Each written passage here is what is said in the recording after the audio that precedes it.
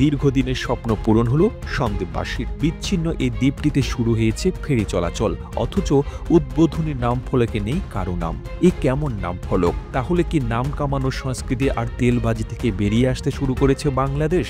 ফলকে শুধু রয়েছে ফেরিঘাটের নাম, নৌ পরিবহন কর্তৃপক্ষ আর বাংলাদেশ সরকারের ট্যাগ, নেই কোনো ব্যক্তিবর্গের নাম। আর এতে হাসি ফুটেছে জনসাধারণের মুখে, কেননা এটি বোধহয় একমাত্র নাম ফলক যেখানে কোনো নির্দিষ্ট ব্যক্তি এসে নিজের নাম বসানোর চেষ্টা করেনি। এর আগে তো যে কোনো কিছু নাম ফলকে আর যাই হোক বড় করে কারো না কারো নাম থাকতো, যদি সেটা সাধারণ মানুষের টাকায়ও হয়, তবুও কিভাবে যেন কোনো না কোনো ব্যক্তির নাম বসে যেত সেখানে। এবার অন্তত দেখা গেল ভিন্ন কিছু, জনগণের টাকায় উন্নয়ন, সেখানে কোনো ব্যক্তির নাম না থাকাটাই স্বাভাবিক। এই স্বাভাবিক কাজটি এতদিন হতো না, তবে এবার হয়েছে। উদ্বোধনের 7 উপদেষ্টা উপস্থিত ছিলেন, অথচ কেউ এই ফেরিঘাটের ফলকে নিজের নামে বাহবা নেননি।